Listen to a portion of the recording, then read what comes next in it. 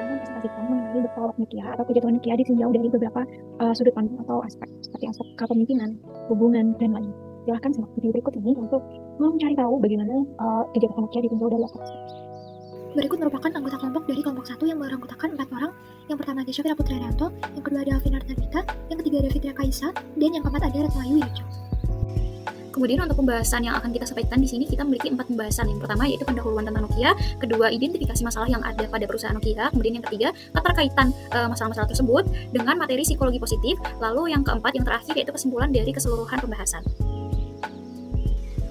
Teman-teman mungkin sudah familiar ya dengan nama Nokia. Nah, Nokia ini sendiri merupakan salah satu perusahaan telekomunikasi, teknologi informasi, dan elektronik yang telah berdiri sejak tahun 1865 di Finlandia.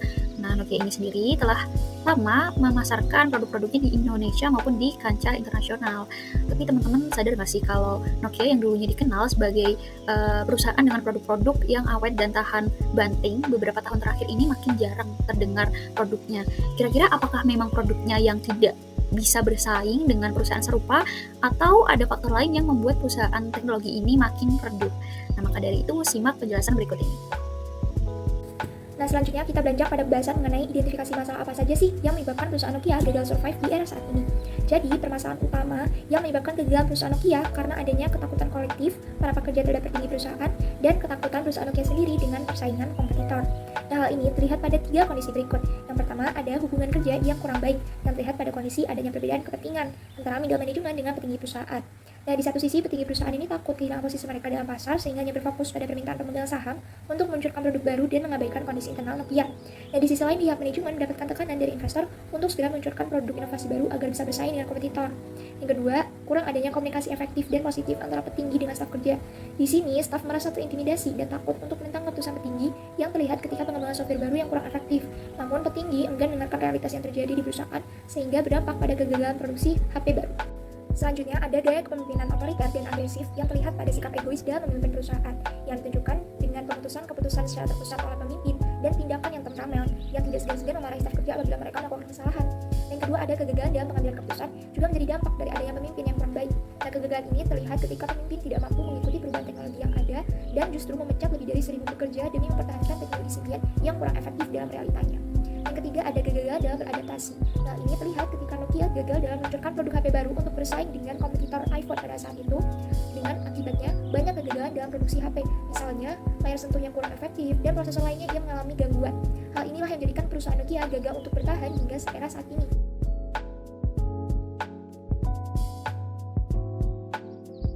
Nah, jika ditinjau dari permasalahan yang telah dijelaskan tadi, mungkin bisa dilihat jika salah satu inti permasalahan yang ada pada Nokia yaitu permasalahan komunikasi. Jadi mungkin bisa ditarik 3 inti permasalahan komunikasi di sini. Yang pertama yaitu service communication, di mana keputusan yang ada pada Nokia banyak dipengaruhi dari pemegang saham dan tidak memperhatikan kondisi internal di perusahaan Nokia. Jadi terdapat dominasi pengambilan keputusan dan komunikasi di sini. Nah, kemudian ada lack of consideration, di mana pemimpin enggan untuk mendengarkan pendapat atau usulan yang ditujukan untuk produk-produk Nokia. Jadi ini berkaitan dengan permasalahan sebelumnya juga yaitu selfish communication, karena keputusan banyak dipengaruhi oleh pemegang saham. Jadi pendapat dari luar atau usulan dari luar itu tidak didengarkan oleh Nokia ini sendiri. Kemudian yang ketiga ada communication sent in anger. Jadi CEO Nokia ini dinilai agresif dan temperamental. Nah, hal ini menyebabkan staf merasa terintimidasi dan takut untuk menyampaikan pendapat yang mungkin berlawanan dengan keputusan dari para petinggi di Nokia. Nah, karena ada masalah komunikasi ini, maka konektivitas yang ada di Nokia ini juga terganggu karena sebenarnya komunikasi merupakan salah satu kunci yang penting dalam terjalinnya konektivitas. Nah, dengan adanya permasalahan koneksi ini, maka mungkin kerjasama yang ada di Nokia ini sendiri akan terganggu. Jadi, visi dan misi dari Nokia ini sendiri akan tidak secara maksimal dicapai. Nah, selanjutnya apabila ditinjau dari segi pengambilan keputusan dan kepemimpinan, perusahaan Nokia memiliki beberapa masalah yang terlihat pada 3 kondisi berikut. Yang pertama, pemimpin perusahaan mengambil keputusan untuk tetap meluncurkan produk baru tanpa meninjau kondisi dan kemampuan perusahaan itu sendiri. Kedua, keputusan pemimpin untuk memecat lebih dari 1.000 staf pekerja daripada menghentikan produksi yang gagal. Dan yang ketiga, adanya ketidakmampuan pemimpin dalam beradaptasi dengan perubahan teknologi dan cara kerja temperamen membuat kondisi internal perusahaan Nokia makin memburuk. Nah, apabila ditinjau berdasarkan materi psikologi positif, pengambilan keputusan dan gaya kepemimpinan para pemimpin di perusahaan Nokia menjadi contoh yang tidak efektif. Nah, lalu bagaimana sih cara untuk menghadapi berbagai permasalahan tersebut? Nah, terdapat dua cara. Yang pertama, buatlah keputusan dengan melibatkan emosi positif. Jadi di sini positive emotion dapat membuat seseorang itu lebih mindful, kreatif, dan bijaksana ketika mengambil sebuah keputusan. Dalam kasus ini, perusahaan Nokia cenderung terburu-buru dalam mengambil sebuah keputusan besar dalam perusahaan dengan alasan takut kalah saing dengan kompetitor, adanya pressure dari pihak investor, hingga mereka mengabaikan kondisi internal dan kemampuan mereka dari memproduksi HP baru itu.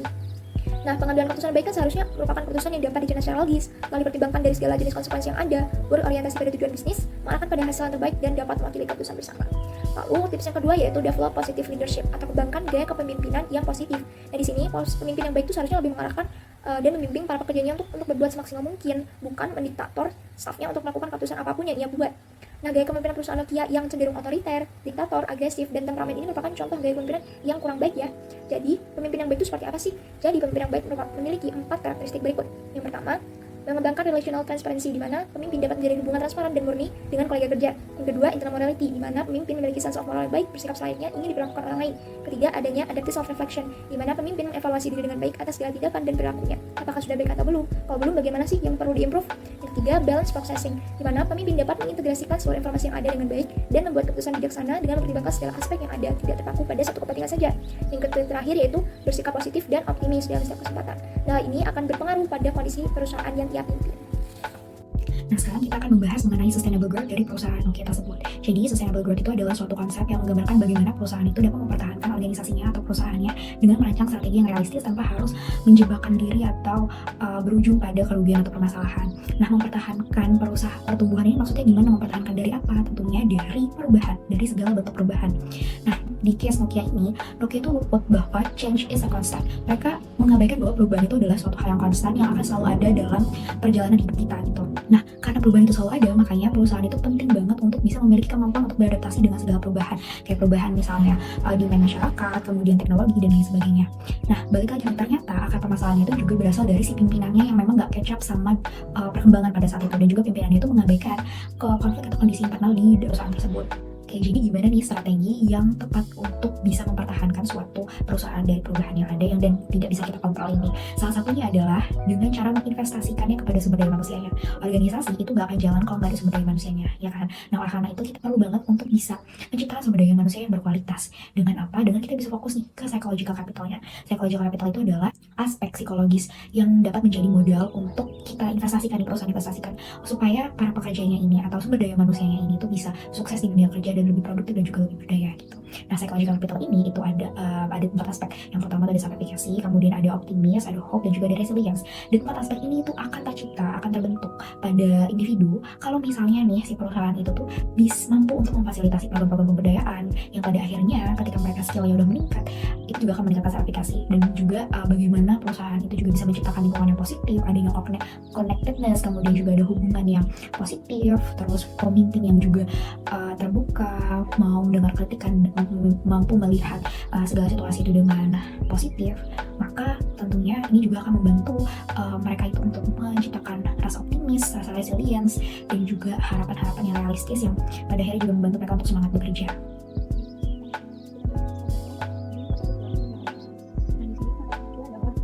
Relationship between middle management and corporate leadership atau top management.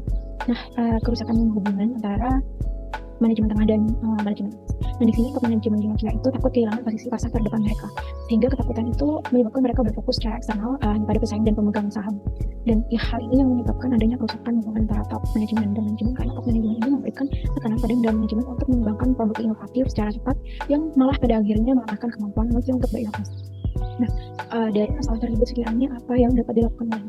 Nah, hal ini memberikan tekanan pada middle management. Mereka dapat berdiskusi dengan mendengarkan ide-ide baru dari karyawan atau middle management itu sendiri dan mengembangkan budaya benar dan belajar. Karena sejatinya pula perusahaan tidak tumbuh dari bawah ke atas, melainkan kebanyakan dari atas ke bawah ya. Dan maka pemimpin dalam hal ini top manajemen itu harus menerapkan nilai-nilai budaya perusahaan yang jelas dan memimpin dengan memberi contoh, tidak hanya memberikan tugas saja dan tekanan besar.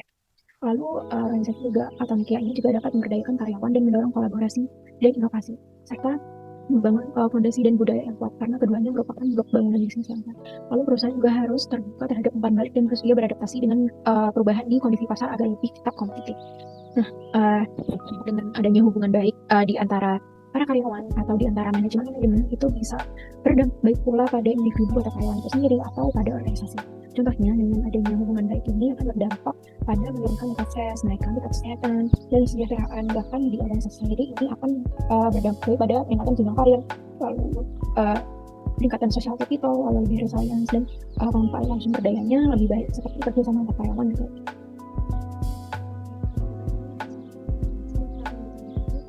Manusia yang merupakan referensi yang pertama adalah kegagalan manusia dalam beradaptasi pada kondisi pasar. Manusia ini itu terlalu mengandalkan reputasi brand yang dapat sangat populer dulu untuk mempertahankan dan menggait konsumen. Padahal hal ini itu terbukti kurang efektif. Malahan pula Nokia itu cenderung mengandalkan teknologi inferior yang sama dan tidak beradaptasi dalam memenuhi tuntunan pelanggan atau pasar. Contohnya, pada kasus Nokia ini mereka tidak mau beradaptasi pada penerapan atau penggunaan Android pada smartphone. Lalu yang masalah kedua adalah disfungsi struktur organisasi. Nokia ini gagal berulang kali pula dalam struktur organisasi dan komunikasi antar departemennya yang berujung pada menyebabkan berbagai masalah operasional. Bahkan menurut laporan dari Nokia sendiri, mereka itu gara-gara adanya ini menyebabkan keterlambatan dalam pengembangan sistem OS mereka. Nah, dari masalah tersebut didapat bahwa Nokia ini membutuhkan transformasi organisasi karena kondisi pasar saat ini sudah berubah cukup signifikan, sehingga mereka harus dapat menyelaraskan budaya organisasi serta melaksanakan strategi yang efektif untuk dapat mencapai tujuan perusahaan. Nah, strateginya mungkin Nokia dapat mengikuti pasar produk yang saat ini memiliki penjualan tertinggi atau melakukan pembaruan mengenai perangkat lunak atau penggunaan Android pada smartphone yang diproduksi oleh Nokia. Lalu untuk melakukan transformasi organisasi ini, kira-kira apa saja yang dibutuhkan dilakukan Ferry? Dan melakukan transformasi organisasi ini memerlukan pemimpin dengan kemampuan memimpin yang baik yang mencakup rasa ingin tahu, pengambilan risiko, kemampuan beradaptasi, toleransi, dan kepercayaan diri. Lalu membutuhkan pula struktur dan peran organisasi yang jelas. Nah, tadi yang juga ada di struktur organisasi. Lalu kerja kerja dengan tanggapan sesuai dengan peran.